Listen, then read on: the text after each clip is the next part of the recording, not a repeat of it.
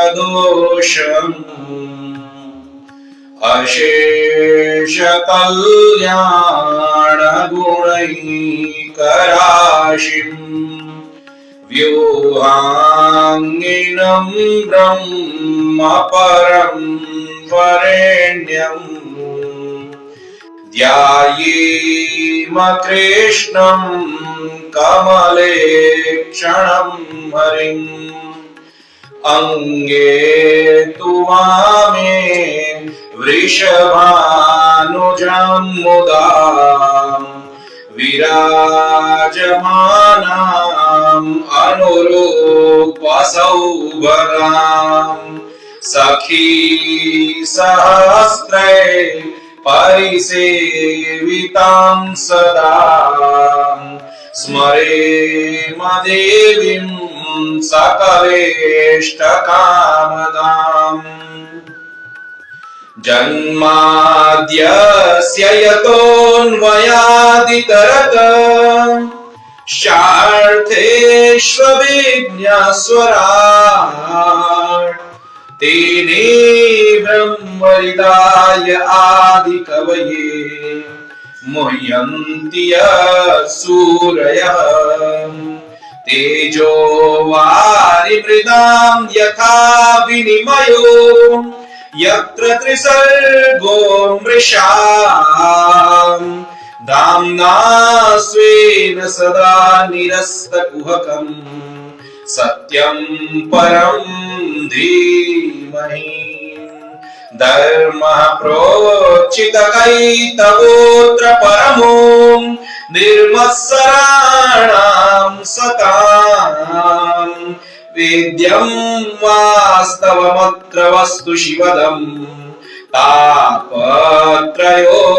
तापत्रयोन्मूलनम् श्रीमद्भागवते महामुनिकृते किं वा परैरीश्वरः सद्योरिद्यवरुध्यतेऽत्र कृतिविम् शुश्रूषवे तत्क्षणात् निगमकल्पतरोर्गलितं फलम् शुकमुखादमृतद्रवसंयुतम् पिबत भागवतं रसमालयम् मुहुरहो रसिका भुवि भावुकाः यं प्रव्रजन्तमनुपेतमपेतकृत्यं द्वैपायनो विरहकातर आजुहाव पुत्रेति तन्मयतया तर्वोऽभिनेदुः तं सर्वभूतहृदयं मुनिमानतोऽस्मि यः स्वानुभावमखिलश्रुतिसारमेकम् अध्यात्मदीपमिति दिदेर्षतां तमोऽन्धम् संसारिणां करुणयाः पुराणगृह्यम् तं व्याससूनुमुपयामि गुरुं मुनीनाम् नारायणं नमस्कृत्य नरं चैव नरोत्तमं देवीं सरस्वतीं व्यासं ततो जयमुदीरयेत् ततो जयमुदीरयेत् नमः परस्मै पुरुषाय भूयसे सदुद्भवस्थान निरोधलीलया गृहीत शक्ति त्रितयाय देहिनाम् अन्तर्भवायानुपलक्ष्य वर्त्मने भूतेर्महद्भिर्य इमा पुरो विभुर् निर्माय शीते यदमोष पुरुषम् भुङ्क्ते गुणान् षोडश षोडशात्मकः सोऽलङ्कृशिष्ट भगवान् वचांसि मे सच्चिदानन्दरूपाय विश्वोत्पत्त्यादिहेतवे तापत्रय विनाशाय श्रीकृष्णाय वयं नमः। अथ श्रीकृष्णाष्टकम्। भजे व्रजैकमण्डनं समस्तपापखण्डनं स्वभक्तचित्तरञ्जनं सदैव नन्दनन्दनं सोपेच्छगुच्छमस्तकं सुनादवेणुहस्तकम् अनङ्गरङ्गसागरं नमामि कृष्णनागरं नमामि कृष्णनागरं मनोजगर्वमोचनं विशाललोललोचनं विधूतगोपशोचनं नमामि पद्मलोचनं करारविन्दभूधरं स्मितावलोकसुन्दरं महेन्द्रमानदारणं नमामि कृष्णवारणं नमामि कृष्णवारणं कदम्बसोनुकण्डलं सुधारगण्डमण्डलं व्रजाङ्गनैकवल्लभं नमामि कृष्णदुर्लभं यशोदया समोदया सगोपया सनन्दया युतं सुखैकदायकं नमामि गोपनायकं नमामि गोपनायकं सदैव पादपङ्कजं मदीयमानसे निजं दधानमोक्तमालकं नमामि नन्दबालकं समस्तदोषशोषणं समस्तलोकपोषणं समस्तगोपमानसं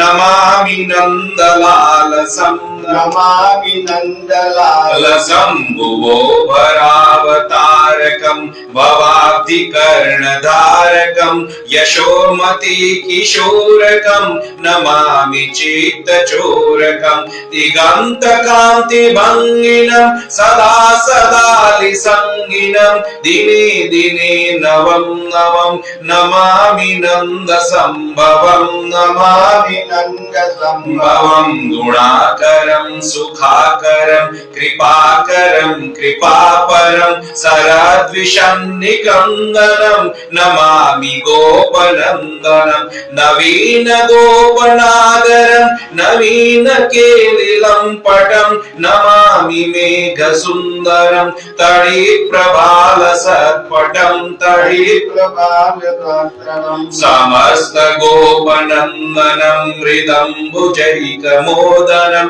नमामि कुञ्जमध्यगं प्रसन्नभानुशोभनं निकामकामदायकं त्रिगन्तचारुसायकं रसालवेणुकायकं नमामि कुञ्जनायकं नमामि कुञ्जनायकं विदग्ध गोपिका मनोज्ञतल्पशायिनं नमामि कुञ्जकानने प्रवृद्धवह्निपायिनं किशोरकान्तिरञ्जितं त्रिगञ्जनं सुशोभितं गजेन्द्रमोक्षकारिणं नमामि श्रीविहारिणं नमामि श्रीविहारिणं यदा तदा यथा तथा तथैव कृष्ण सत्कथा मया सदैव गीयतां तथा कृपा विधीयतां प्रमाणिकाष्टकद्वयं जपत्यधीत्यया पुमान् भवे सनन्दनन्दने भवे भवे सुभक्तिमान् भवे भवे सुभक्तिमान् भवे भवे सुभक्तिमान्। इति श्रीमद् शंकराचार्य कृतं श्रीकृष्णाष्टकं सम्पूर्णम्।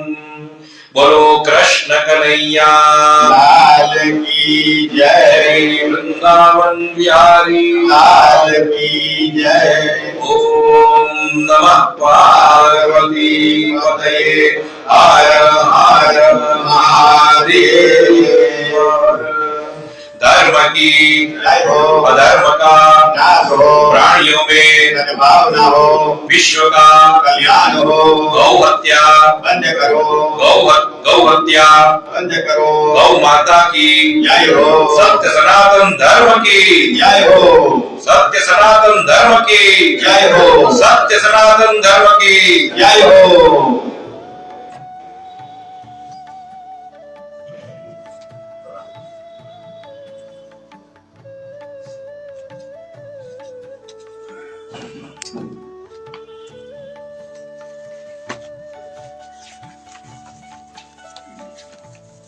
श्रीमद् भागवत महापुराण का हमने महत्व श्रवण किया, जिसमें धुंधुकारी और गोकर्ण की कथा थी।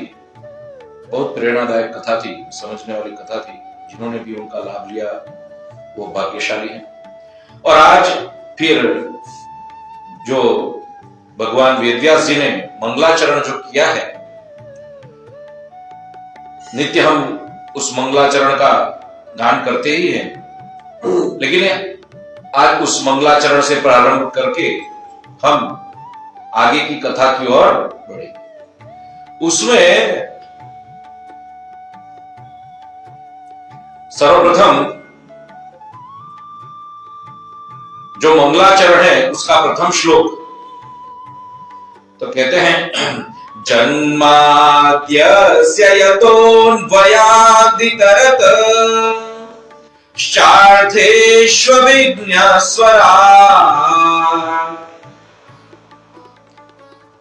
जन्मादस्य, जन्म आदि अस्य इति, जो ब्रह्मसूत्र है,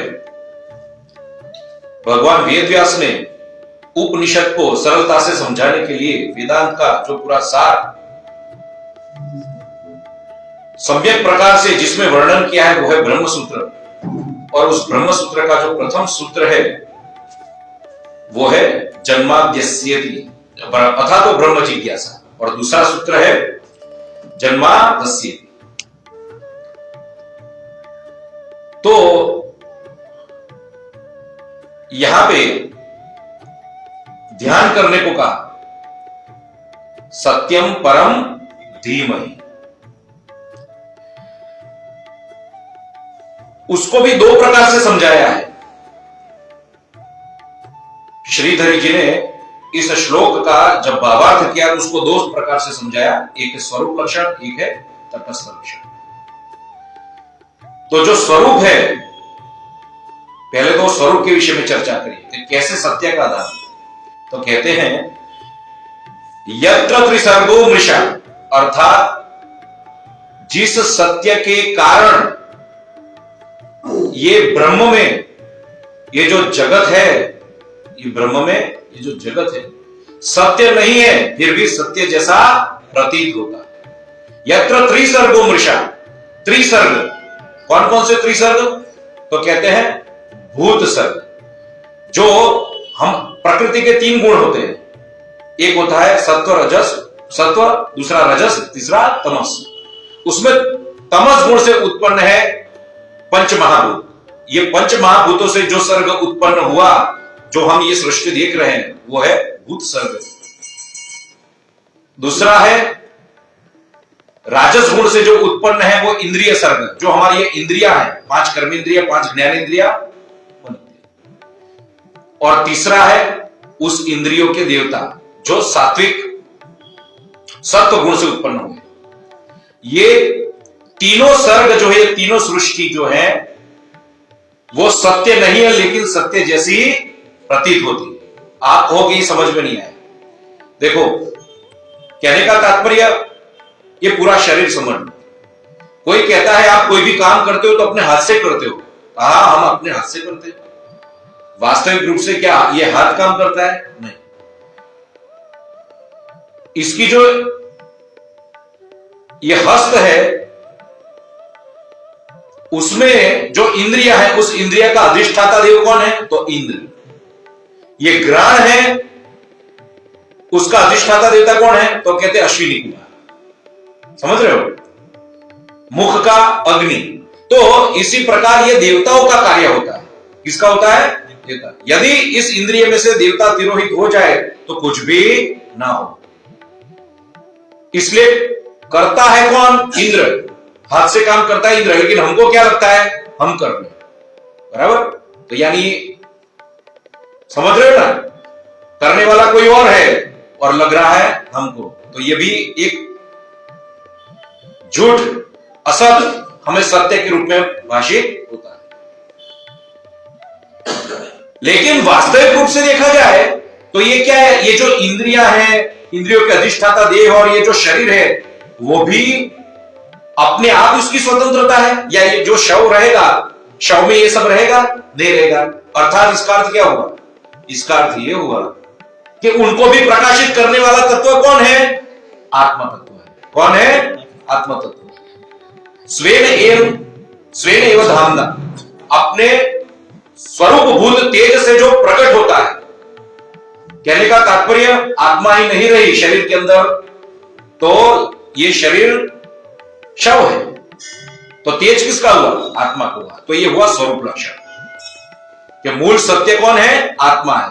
वही परमात्मा, वही परमात्मा है। और उसको ध्रुव जी जब भगवान के सम्मुख प्रकट होते हैं, अब ये तो निर्गुण ब्रह्म विषयक आत्मा की बात है, लेकिन वही ब्रह्म जब सगुण साकार स्वरूप धारण करता है, तब ध्रुव जी क्या कहते हैं अपनी इस भाषा में?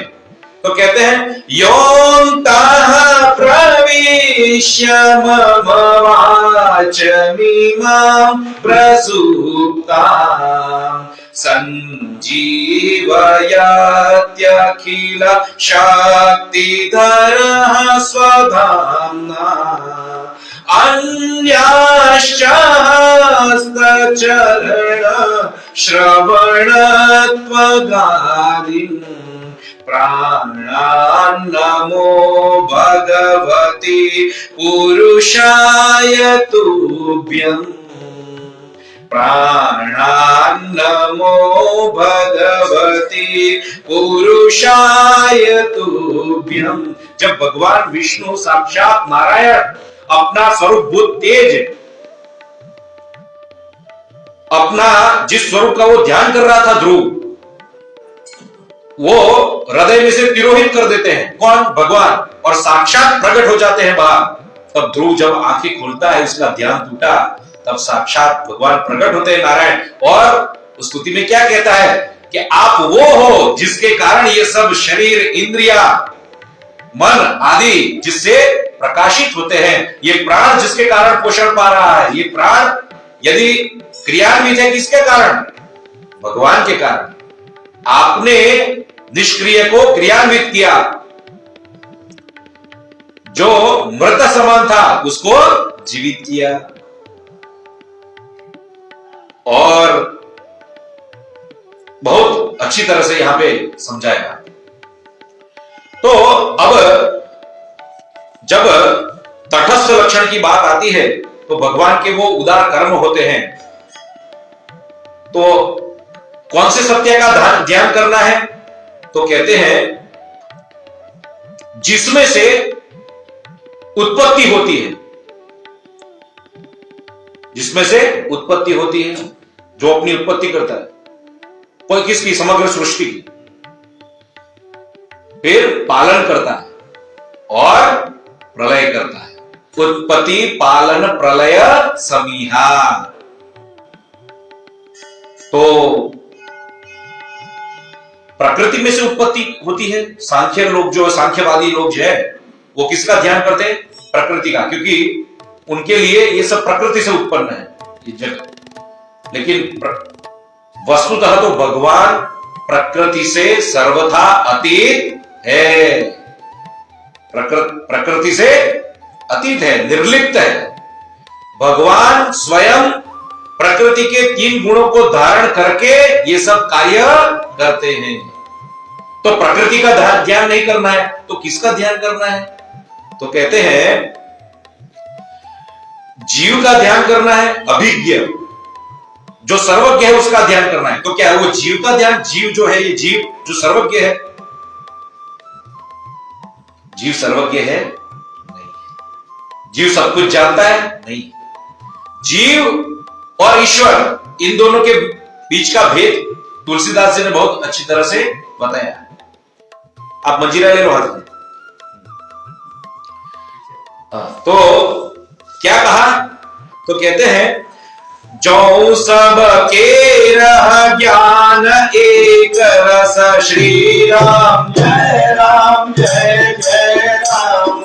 जो सब के रह ज्ञान एक रस, श्री राम जय राम जय जय राम। ईश्वर जीव ही भेद कहु कस, श्री राम जय जय राम। माया बस्य जीव अभिमानी, श्री राम जय जय राम। ईश बस्य माया गुण खानी, श्री राम जय जय राम। जीव और ईश्वर का भेद बताया। कहा कि जीव मैं ही पर ब्रह्म हूं, समझ रहे हो? उस ज्ञान में मैं ही ब्रह्म हूं, उस ज्ञान में यदि अखंड रूप से वृत्ति धारण कर सकता था तो फिर बात ही अलग होती, लेकिन ऐसा है नहीं। वो विस्मरण इससे हो ही जाता है और मैं शरीर हूं, वो भाव प्रकट हो जाता है। तो कहते हैं ये सब किसके कारण होता है? माया के कारण।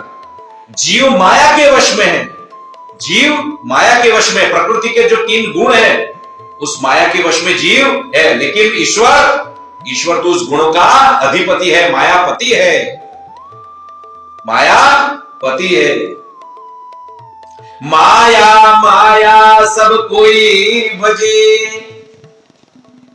माया माया सब कोई भजे, भजे न माधव कोई। जो कदापि माधव भजे, तो माया चेरी होई। यदि माधव को भज लिया, माया के पति को भज लिया, तो फिर माया पृथक हो जाती है, माया से अतीत हो जाता है। तो कहते हैं दूसरा भेद समझाया।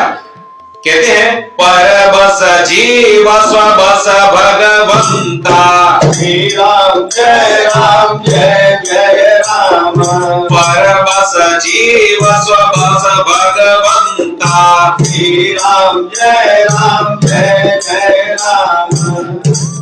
जीव अनेक एक श्रीकंता, श्री राम जय जय राम। मुदा भेद यद्यपि कृत माया, श्री राम जय राम।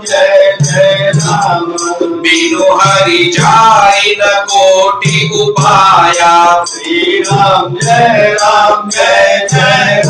परमस जीव स्वबस भगवंता। कहा जीव अधीन है, ईश्वर के अधीन है। ईश्वर किसी को अधीन नहीं है, वो सबको अधीन कर। जीव अनेक एक श्रीकंता, जीव तो एक ही है, जीव अनेक है, अनेक जीव हैं, लेकिन जो भगवान है वो तो एक ही है। भगवान एक ही, जीव अनेक है। जीव अनेक है इसका अर्थ समझ में आया? जीव स्वरूप से तो मूल जो आत्मा है वो तो परमात्मा का ही स्वरूप है, परमात्मा ही है, लेकिन उसे वो सूक्ष्म जो शरीर होता है और कारण शरीर, सूक्ष्म और कारण शरीर से घिरा रहने के कारण उसकी जीव संज्ञा लागू हो जाती है। 5 कर्मेंद्रिया, 5 ज्ञानेंद्रिया और एक मन और अविद्या, मैं ये शरीर हूं, समझ रहे हो? तो इसके कारण क्या होता है? जीव क्या मानता है कि मैं ये शरीर हूं, लेकिन भगवान को वो नहीं है। भगवान तो एक ही है, भगवान तो एक ही, और जीव अलग अलग है। देख रहे हो? कहते हैं ये जो भेद है वो असत, ये माया के कारण ही हुआ है। लेकिन ये जो माया है, मैं ये जीव हूं और परमात्मा है वो पृथक है, वो जो ये भेद हुआ, द्वैत हुआ, ये भी माया के कारण हुआ। तो माया भगवान के भजन के बिना छूटती नहीं है, भगवान के भजन के बिना छूटती नहीं। तो इस तरह से यहां पे कहा कि किसका ध्यान करना है, जीव का ध्यान करना है। तो कहते हैं जीव का ध्यान नहीं करना है, भगवान का ध्यान करना है। तो आगे कैसे कैसे किस दृष्टि से करना है? तो कहते हैं स्वराट जो स्वयं प्रकाश है, जो स्वयं प्रकाश है। तो स्वयं प्रकाश है तो रुद्री में भी आता है और ऋग्वेद आदि में भी आता है कि हिरण्यगर्भः समवर्तताग्रे, ऐसा करके जो मंत्र है उसमें कहते हैं कि सर्वप्रथम ब्रह्मा की उत्पत्ति हुई। सर्वप्रथम जो मनुष्य आदि है उन सबको दर्शन, इस सृष्टि में सबको दर्शन भी यदि होते हैं प्रथम, तो हिरण्यगर्भ का दर्शन होता है। रुद्री में भी कहा है और वेद में जिस तरह से कहा है कि पहले उत्पत्ति ही किसकी हुई? तो क्या वो स्वयं प्रकाश है? अब जब नारद जी ने उनको पूछा कि हमें इस सृष्टि का जो रहस्य है वो बताइए, हमें तो आप ही सर्वज्ञ लग रहे हैं, आप ही सर्वे सर्वा हो, आपसे तो इस सृष्टि की उत्पत्ति हुई। तब ब्रह्मा जी क्या कहते हैं? जिसकी माया के कारण आपको ये जो भाषित हो रहा है वो मैं नहीं हूं। ये स्वरोचिषा विश्वम रोचिषम रोचयाम्यहम यदादित्यगतम तेजो जगत भासयते खिलम। जिसके कारण ये ग्रह नक्षत्र तारे ये जो प्रकाशमान हो रहे हैं वो तो साक्षात श्री हरि है, वो मैं नहीं हूं। मैं भी उनके कारण ही प्रकाशित हो रहा हूं, मैं भी उनके कारण प्रकाशित हो रहा हूं। तो इस तरह से कहते हैं। तो कहते हैं वो ब्रह्मा जी का ध्यान करना नहीं है। तो कहते हैं कौन से किसका ध्यान करना है? तो कहते हैं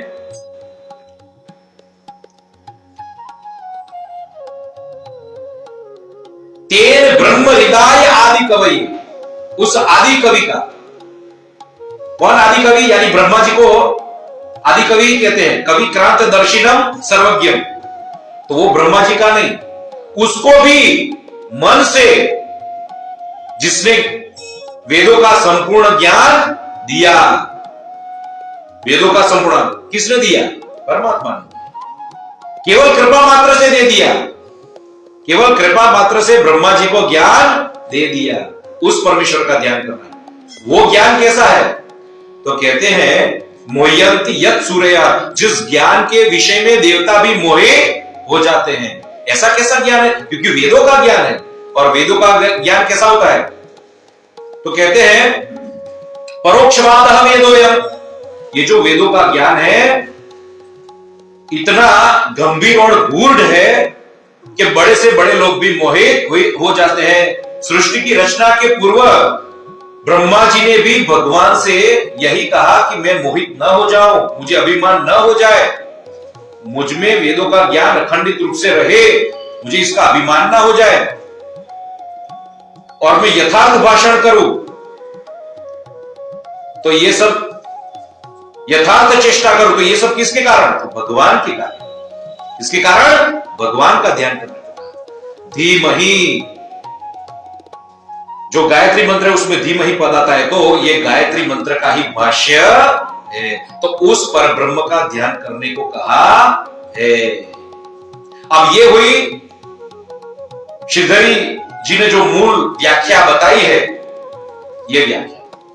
अब श्याम सुंदर पाराशर जी महाराज जो बहुत अच्छे कथा वक्ता हैं, उन्होंने श्रीधरी पर जो टीका लिखी है वंशीधर महाराज ने, वो वंशीधर महाराज जी ने जो राम पर अर्थ किया है, मंगलाचरण का राम पर, भगवान राम पर जो अर्थ किया है, उन्होंने वो श्रवण कराया था।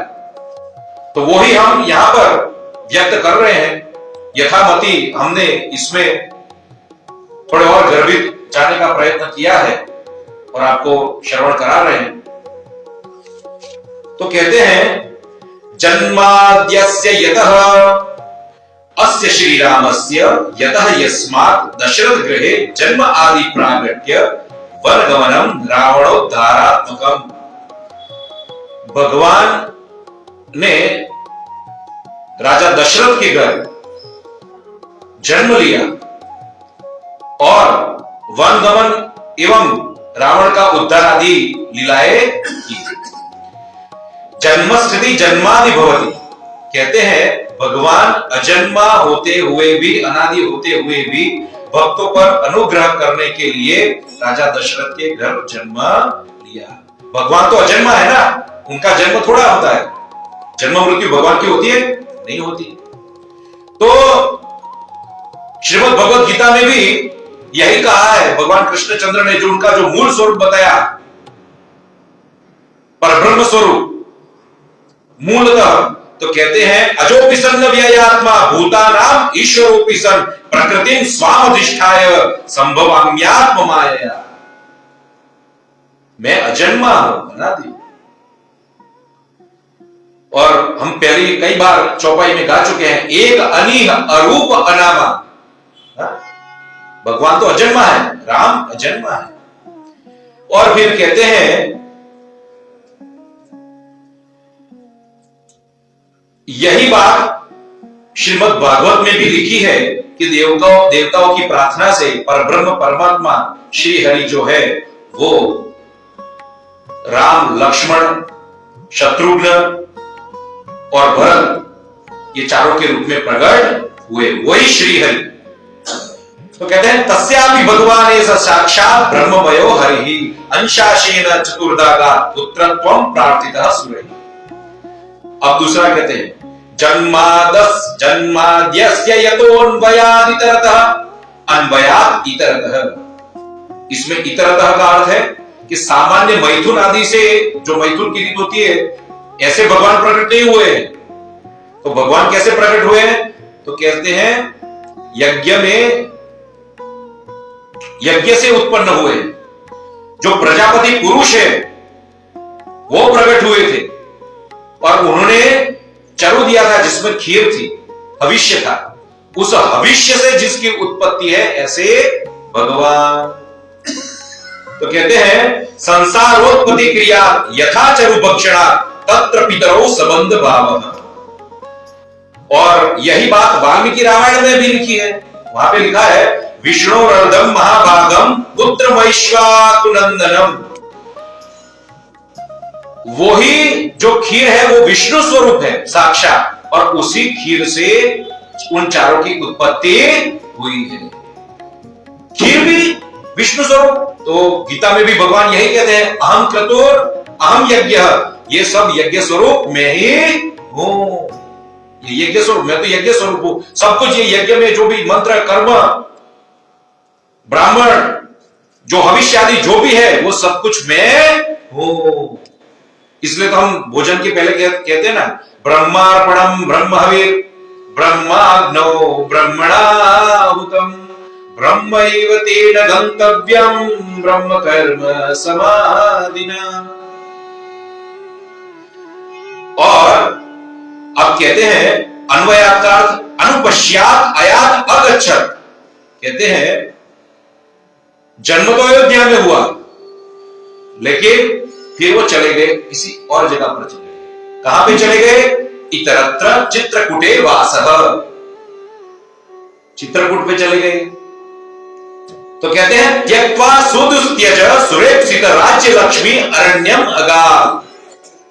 उन्होंने उस समय अयोध्या, जिसका वैभव प्राप्त करने के लिए बड़े बड़े देवता ऋषिगण तत्पर रहते थे, उनको अंदर लालायित रहते थे। वो राज्य की कामना उनको अभिष्ट थी। इतना भव्य वैभव, इतना बड़ा ऐश्वर्य। और अयोध्या किसे कहते हैं? जो कभी भी युद्ध में कभी भी हारता नहीं है, जो अवध है, जो अजेय है, जिनका सुख प्राप्त करने के लिए देवता लोग भी लालायित रहते थे। ऐसा सुद्युस्त्यज, ऐसा परमानंद, ऐसा आनंद कौन छोड़े? द्युस्तज नहीं, सुदुस्त्यज। अति कठिन छोड़ने के लिए। कोई सामान्य व्यक्ति छोड़ नहीं सकता अयोध्या का राज्यासन। उन्होंने छोड़ दिया। क्यों? धर्मिष्ठ आय वचसा यज्ञाद अरण्यम। कहते हैं भगवान साक्षात धर्म का स्वरूप है। रामो विग्रहवान धर्म। धर्म क्या है? तो कहते हैं पितृवाक्यानुकरणात् वनं गत्वान्। यहां पे कहा है ना, रघुकुल रीति सदा चली आई, प्राण जाए पर वचन न जाए। पिता के वचनों की सत्यता की रक्षा करने हेतु भगवान ने वनगमन किया।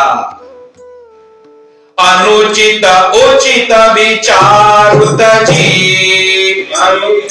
जय राम जय जय राम। जे पालहि पितु बहिन।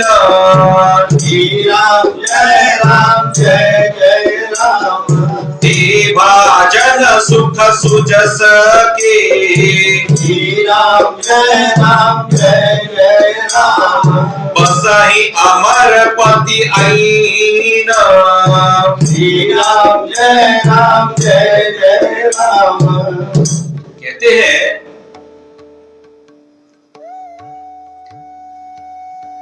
धर्म क्या है, पुत्र का धर्म क्या है वो समझाया।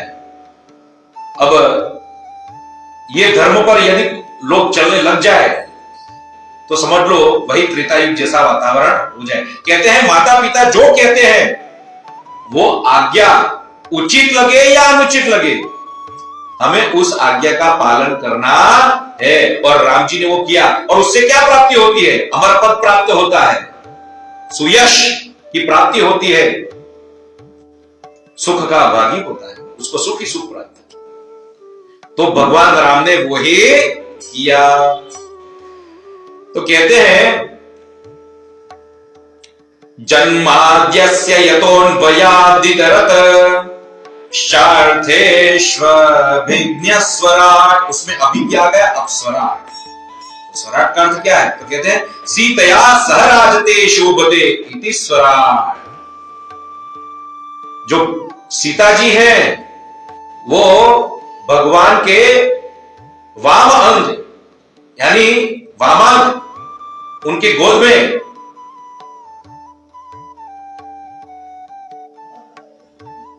बाई गोद में सीता जी विराजमान है।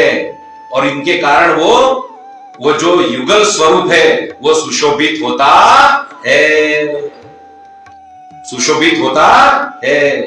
तो वो युगल स्वरूप जो है उसका ही अर्थ यहाँ पे स्वराट लिया है।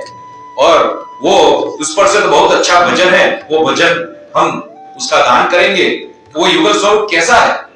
तो कहते हैं सिया पिया प्यारे की मूर्तियां मन को लुभाए जाए रे। सिया पिया प्यारे की मूर्तियां मन को लुभाए जाए रे। सिया पिया प्यारे की मूर्तियां मन को लुभाए जाए रे। ओ नख सीखते सर्वांग युगल छवि। नख सीखते सर्वांग युगल छवि। नख सीखते सर्वांग युगल छवि। नख सीखते सर्वांग युगल छवि। लोचन लोल लुभाए जाए रे। लोचन लोल लुभाए जाए रे। सिया पिया प्यारे की मूर्तियां मन को लुभाए जाए रे। बावरी भरी बनाए करो का। बावरी भरी बनाए करो का। बावरी भई बनाए करो का। बावरी भई बनाए करो मेरे उर बीच कहर मचाई जाए रे मेरे उर बीच कहर मचाए जाए रे सिया पिया प्यारे की मूर्तियां मन को लुभाए जाए रे सिया पिया प्यारे की मूर्तियां मन को लुभाए जाए रे नेह कटारी काट गई जब नेह कटारी काट गई जब नेह कटारी काट गई जब नेह कटारी काट गई जब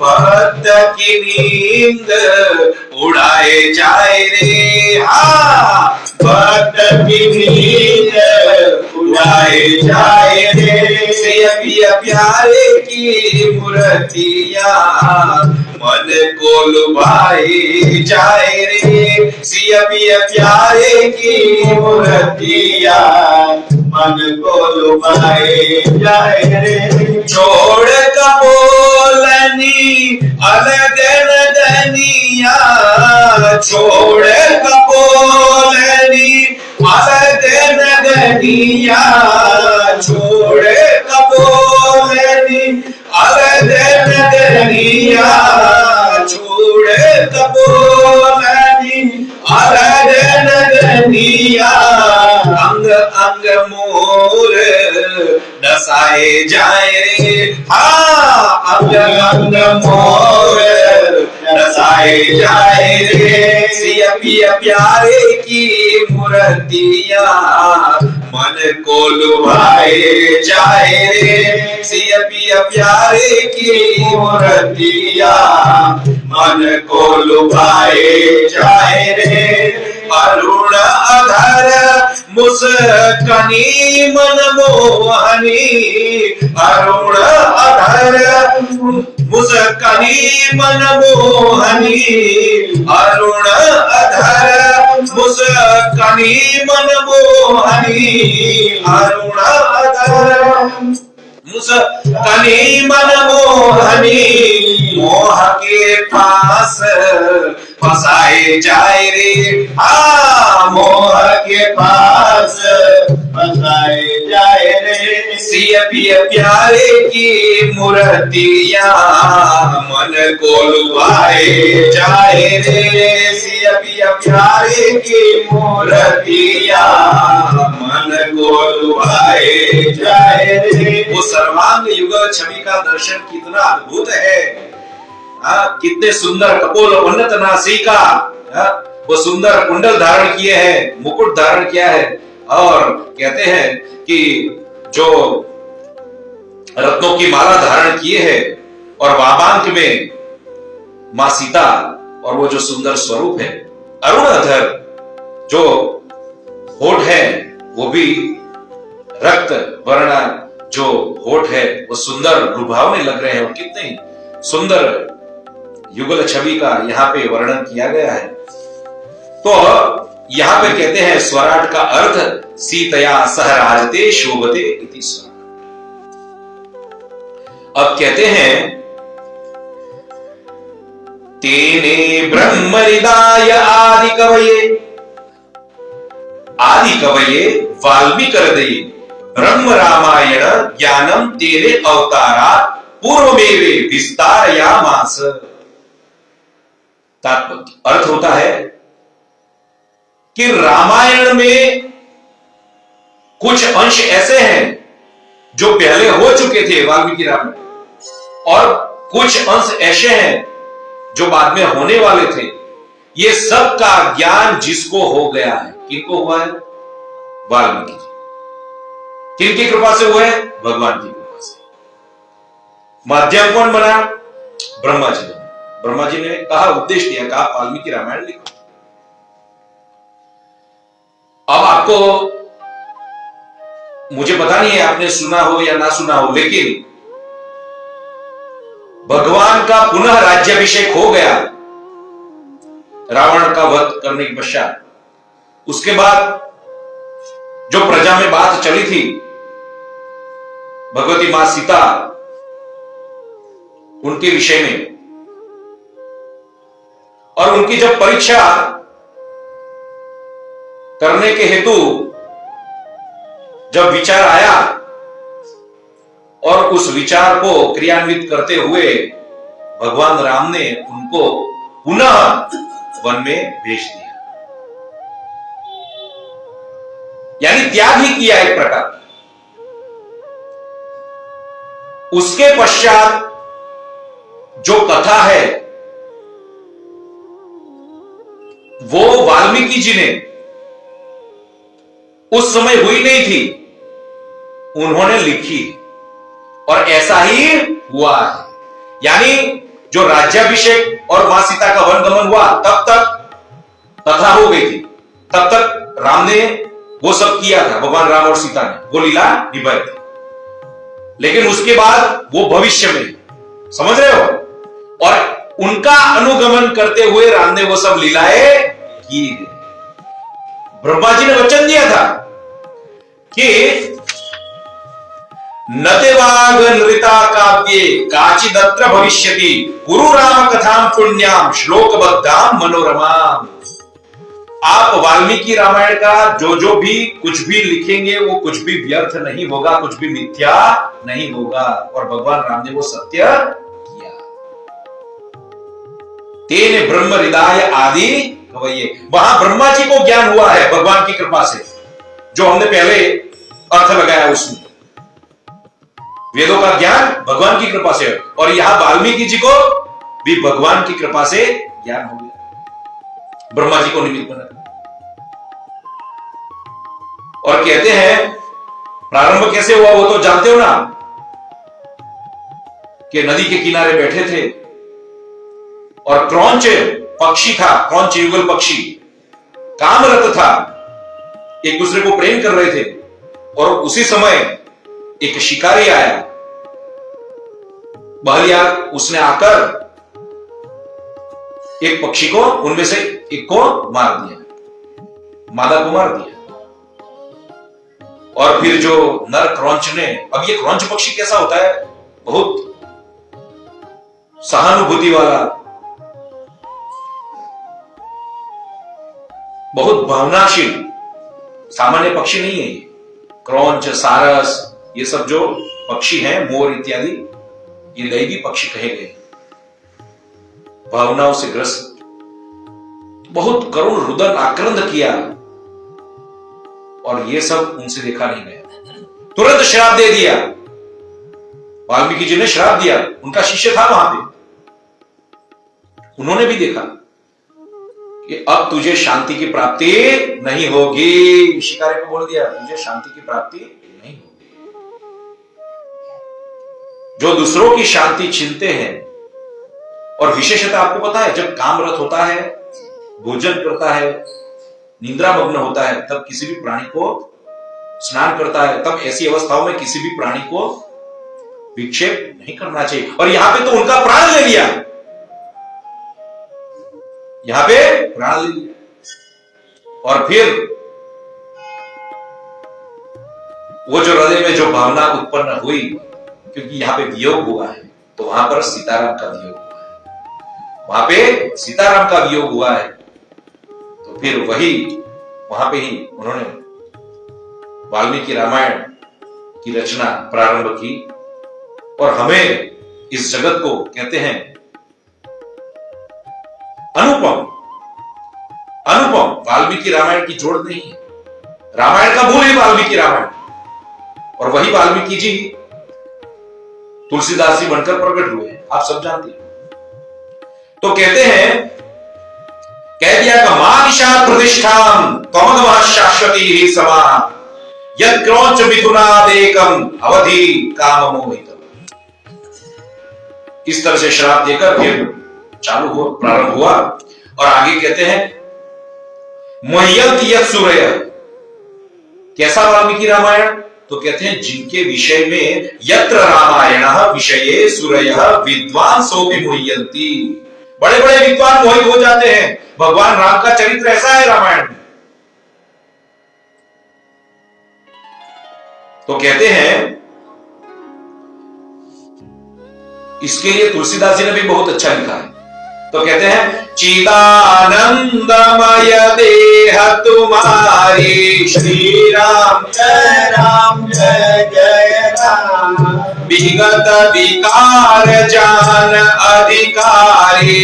श्री राम जय जय राम। नरतनु धरे हो संत सुर काजा। श्री राम जय राम। कहु करहु जस प्राकृत राजा। श्री राम जय राम। राम देखी सुनी चरित तुम्हारे। श्री राम जय राम। जड़ मोहि बुध होहि सुखारी। श्री राम जय राम। तुम जो कहो करहु सब साचा। श्री राम जय राम। जस काछिय तस चाहिय नाचा। श्री राम जय राम। वास्तविक दृष्टि से तो भगवान का जो मूल स्वरूप है वो तो चिदानंदमय है, लेकिन कहते हैं वो केवल अधिकारी लोग जानते हैं। जो अधिकारी नहीं है, जिनके हृदय में भक्ति नहीं है, श्रद्धा नहीं है, आस्था नहीं है, वो लोग राम का स्वरूप जानते नहीं है, इसलिए मोहित हो जाते हैं। तो कहते हैं, नर तनु धरे हो संत सुर काजा। संतो, विप्र, ब्राह्मण, देवता और यज्ञ का उनकी रक्षा के लिए, यज्ञ आदि की रक्षा के लिए भगवान ने जन्म लिया है। वो विप्र, सुरधेनुचारी और कराओ कहूं जैसे एक प्राकृत राजा, जैसे एक सामान्य राजा है ना, उसी प्रकार रहते हैं भगवान। कौन कौन मोहित हो गया था? तो कहते हैं रावण मोहित हो गया था। रावण मोहित हो गया। क्यों? आप जानते हो ना, जब जो वो सोने का मृग था, मारीच बना था, सोने का मृग, उनके पीछे राम जी भागे। तब रावण ने अनुमान लगाया कि ये पर ब्रह्म कैसे हो सकता है, ये तो मेरी माया में आ गया, ये तो मेरी माया को अधीन है, मेरी माया को तो जान नहीं पाया वो, तो ये पर ब्रह्म कैसे हो सकता है? मोहित हो गया ना। उसी प्रकार कहते हैं गरुड़ जी भी मोहित हो गए।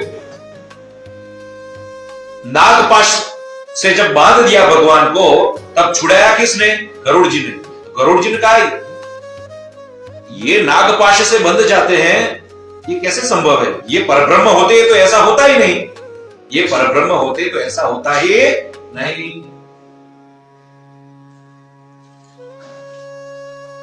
और कौन मोहित हो गई? साक्षात सती, वो मोहित हो गई। सीता के वियोग में भटक रहे हैं, सीता के वियोग में भटक रहे हैं, लोगों को पूछ रहे हैं, सामान्य मनुष्य को, भालू, बंदर, वनस्पति को, सबको पूछ रहे हैं, वृक्षों को पूछ रहे हैं, हमारी सीता कहां है, हमारी सीता कहां? क्रंदन कर रहे हैं, रो रहे हैं वियोग में। ये परब्रह्म का लक्षण है। तो सीता, सती ने, महादेव जी ने पहले सावधान कर लिया, लेकिन फिर नहीं माने, तो साक्षात सीता का स्वरूप धारण करके वो श्री राम जी के सन्मुख उपस्थित हुए। तो जैसे ही उपस्थित हुए, राम जी ने कह दिया,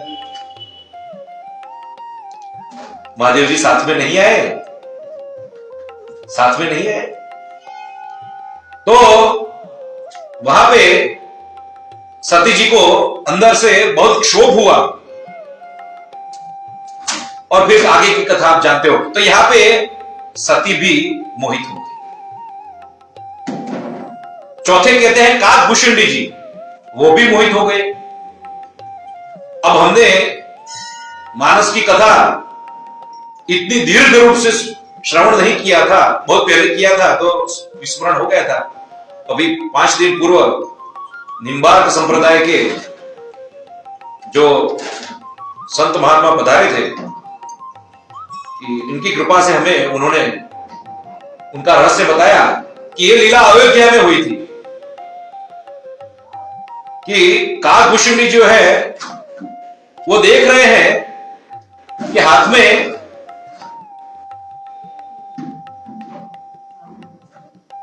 भोजन का लौंदा लेकर कभी उसको आरोपने की चेष्टा करते हैं, कभी मुझे देने की चेष्टा करते हैं।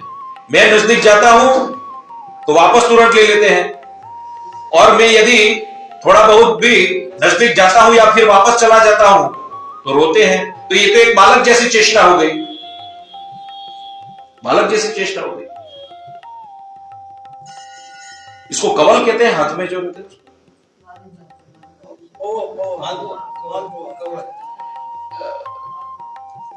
तो तब उनको भी मोह हुआ, जैसे ब्रह्मा जी को हुआ था भगवान के प्रति, भगवान श्री कृष्णचंद्र के प्रति हुआ था, वैसे यहां पर काकभूषण जी हुआ। तो रामायण का ज्ञान कैसा है, सब लोग मोहित हो जाते हैं, इसलिए यहां पे तुलसीदास जी ने ये कहा। और फिर आगे कहते हैं, एक बार गाना पड़ेगा, जन्माद्यस्य यतोऽन्वयादितरतश्चात्, जन्माद्यस्य यतोऽन्वयादितरतः,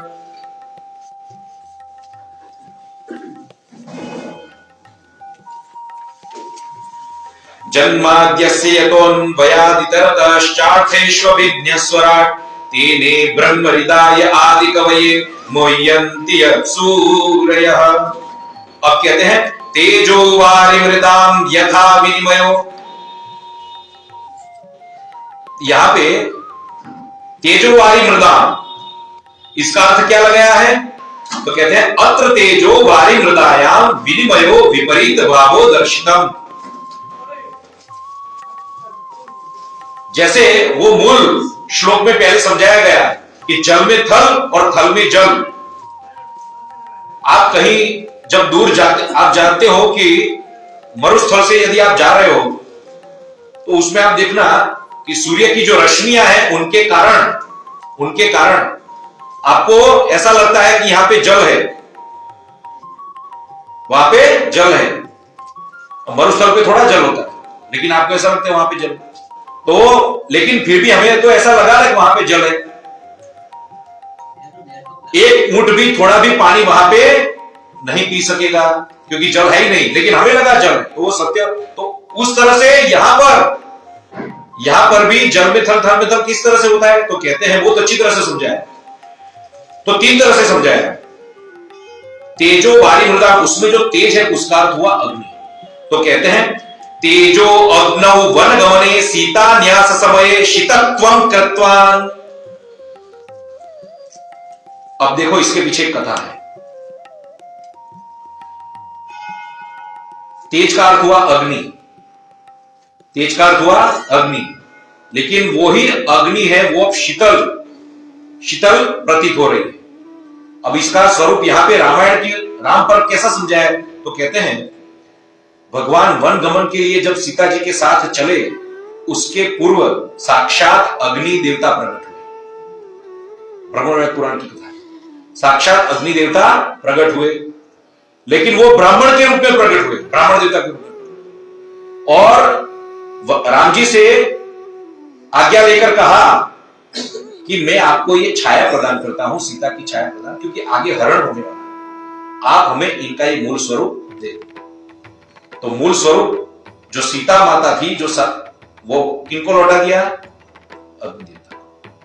फिर अग्निदेवता मूल अपने स्वरूप में आते हैं और कहते हैं कि मैं अग्निदेव हूं, और ये छाया उनको दी, छाया वाली सीता। और वही छाया पुनः जब राज्याभिषेक सब हो गया और सीता की अग्नि परीक्षा हुई, सीता को भेज दिया था वनगमन, लवकुश सब हो गया और सब वापस, और उस समय वही जो छाया है वो पुनः अग्नि में समा गई। अग्निदेव ने उस समय क्या किया, समझ रहे हो ना, वो जो छाया थी वो अपने पास रख ली, समझ रहे हो।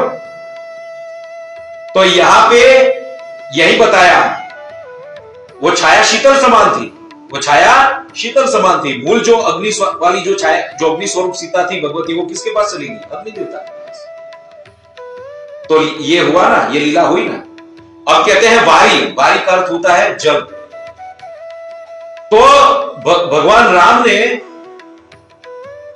समुद्र के पास गए और विनती की। तब समुद्र ने तो रास्ता दे दिया, लेकिन कहा कि दिग्विजयी लोग भी याद रखें, भविष्य में आपकी महत्ता याद रखें कि आप कौन हो, आपके नाम का प्रभाव क्या है, इसलिए आप इस पर पुल बनाओ। तो राम सेतु बनाओ, तो जल है उसमें थल कर दिया, रास्ता बना दिया। राम नाम द्वारा जो पत्थर लिखे गए उससे जल में थल बन गया। 5 वर्ष के अंदर, केवल 5 दिन के अंदर, क्षमा करना, 5 दिन के अंदर जल में थल बना दिया। ये कौन कर सकता है? भगवान कर सकता है। भगवान ने भी नहीं किया, किसने किया? क्योंकि भगवान ने तो पत्थर जब रखा तो डूब गया, नाम ने किया। बहुत वर्ष पूर्व हम जब कनाडा में ओटावा शहर में थे, उनकी राजधानी, वहां पर अमेरिका में निवास करने वाले एक संत महात्मा थे। उन्होंने ये मानस पर कथा की थी। तब हमने एक प्रश्न किया था, क्योंकि उन्होंने ये बताया नहीं था, उन्होंने केवल संकेत मात्र कर दिया था कि राम नहीं लिखा था तब पत्थर डूब गया, जब राम लिखा तब तैर गया। तो मैंने उनका रहस्य पूछा था, उन्होंने रहस्य बताया। रहस्य ये बताया था कि जब मनुष्य स्वबुद्धि से, अपने आप से इस संसार को जीतने का प्रयोग करता है, प्रयास करता है, इस संसार को पार करने का प्रयास करता है, वो डूब जाता है, वो डूब जाता है। लेकिन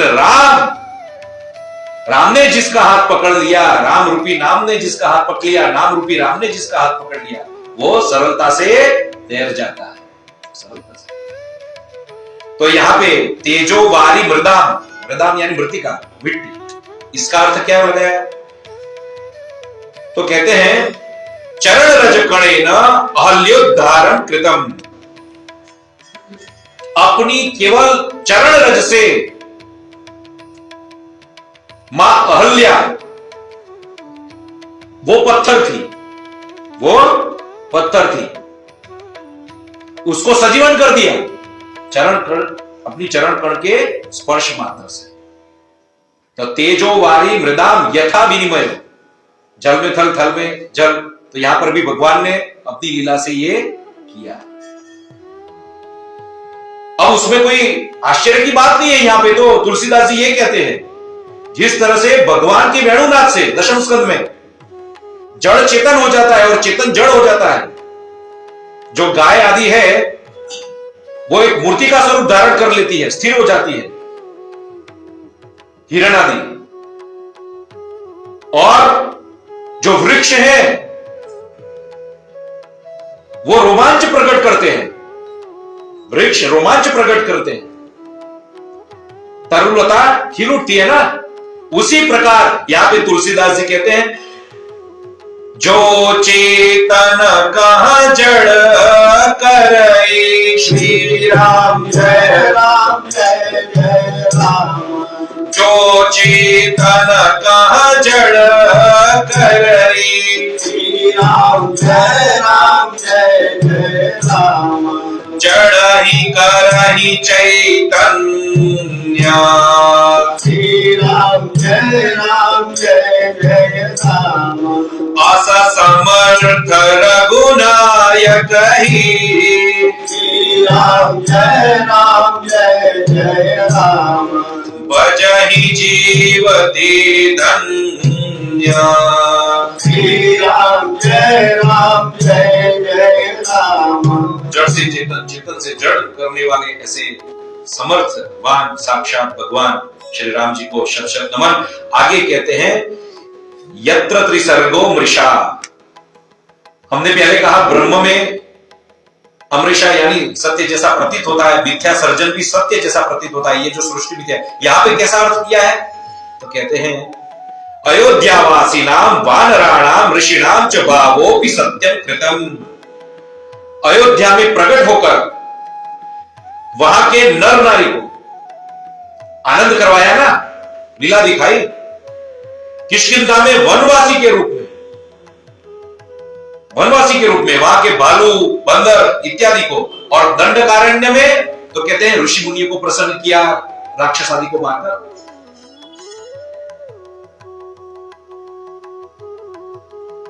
मूल ब्रह्म का स्वरूप भले निर्गुण निराकार हो, लेकिन यहां पर भगवान ने ऐसी ऐसी लीलाएं की ना जो कभी भी सत्य नहीं लगती।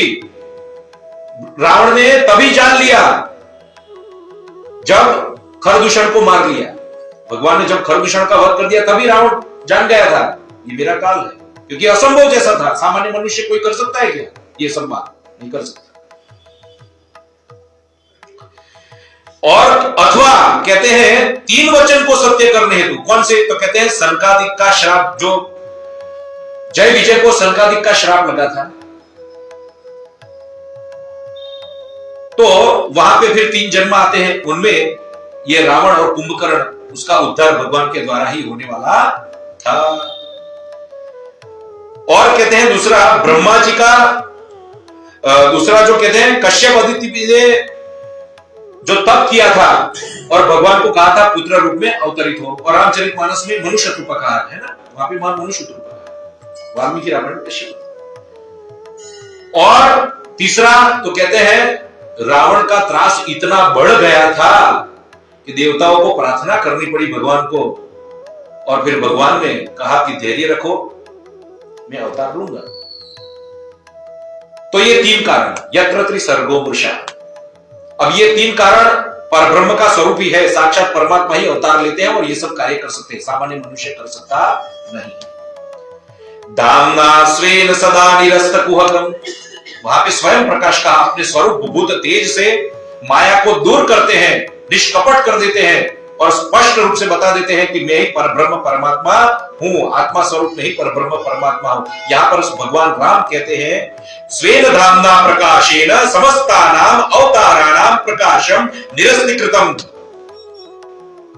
पूरी शंकराचार्य महाभाग से श्रवण किया था कि वाल्मीकि रामायण में कहा है कि भगवान राम सूर्य का भी सूर्य है, सूर्य का भी सूर्य है, यानी जितने भी अवतार हुए हैं उन सब अवतारों में सबसे प्रकाशवान कोई जो है वो है भगवान राम। कौन है? भगवान राम। आदित्य और आदित्य। आगे कहते हैं सत्यम परम धीमहि। तो सत्यम, सत्य किसको कहते हैं? जो आज है कल नहीं, उसको सत्य नहीं कहते हैं। जो तीनों कालों में जिसकी सत्ता हो, अबाधित सत्ता हो, सत्य रूप से व्यक्त होता हो, जो भूत में भी हो, भविष्य में भी हो और वर्तमान में भी हो, जिसमें किसी भी प्रकार का विकार न हो। हमारा मनुष्य को तो क्या जन्म, पहला तो हमारा जन्म होता है, जन्म होता है, अस्तित्व आता है, फिर वृद्धि होता है, परिणमते, ऐसा पूरी 6 अवस्था बताई गई है, और फिर क्षय होता है। वो षड विकार होते हैं हम सब विकारियों में, अर्थात जीव विकार को प्राप्त होता है अपनी अविद्या से, भगवान की माया से, लेकिन भगवान स्वयं निर्विकारी है। तो कैसे बताते हैं? राज्याभिषेक समय, जब उनका राज्याभिषेक होने वाले थे, वो जो प्रसन्नता थी वही प्रसन्नता वनगमये, दूसरे क्षण कई द्वारा जब जो सब हुआ उस समय भी भगवान की मुख मुद्रा वैसी ही थी। ऐसा नहीं था कि ये राज्य छोड़ना पड़ रहा है और ऐसा तैसा दुखी थे, दुख नहीं था, किंचित मात्र दुख नहीं था। स्थित प्रज्ञा के लक्षण सभी द्वंद्वों में जो समान है, जिनमें कोई विकार नहीं। और तीसरा, रावण आदि का वध करते समय भी वही भाव था। ऐसा वैर भाव नहीं था, वो तो बाहर दिखाता थे, अंदर मैं नित्य मुक्त शुद्ध बुद्ध आत्मा हूं, वही भाव, किसी भी प्रकार के विकार के बिना। एक रसम परम मुखम परम परमात्मानम श्री रामम धीमहि ध्यायेम। ऐसे भगवान श्री राम का मैं ध्यान करता हूं। तो भगवत पाद श्रीधरी जी ने जो व्याख्या की, वो व्याख्या भी हमने आपको श्रवण करवाई मंगलाचरण की, और उसी व्याख्या पर 125 अर्थ जिनके द्वारा लिखे गए हैं वंशीधरी महाराज के द्वारा, उनमें उन्होंने ये राम परक अर्थ लिखा है, और वो राम परक अर्थ, वही राम परक अर्थ हमारे प्रिय भागवत वक्ता श्याम सुंदर पाराशर जी महाराज, पूज्य श्याम सुंदर पाराशर जी महाराज ने जो व्यक्त किया था, उनको हमने श्रवण किया, और वो श्रवण करने के पश्चात यथामति भगवान के चरणों में साक्षात वंदन करते हुए थोड़ा बहुत संशोधन किया, थोड़े ग्रंथों का अवलोकन किया, और जो मति भगवान ने प्रदान करी वो यथामति चौपाई और वाल्मीकि रामायण और भागवत आदि का संशोधन करके आपके सम्मुख प्रकट किया। और ये अच्छी तरह से या जो भी रीति से प्रकट हुआ है, आपके हृदय में जो परमात्मा है वो प्रसन्न हो, श्री राम जी प्रसन्न हो। बस ऐसी व्यासपीठ से शुभकामनाएं हैं, और आज का सत्संग भगवान के चरणों में निवेदित करते हुए बोलो कृष्ण कन्हैया लाल की जय, भगवान श्री रामचंद्र की जय, हमारे गुरु भगवान श्री सूर्य नारायण की जय, सर्व संतों की जय, आप भक्तों की जय, श्री वृंदावन बिहारी लाल की जय। नमः पार्वती पतये, हर हर महादेव। रामकृष्ण जी आए।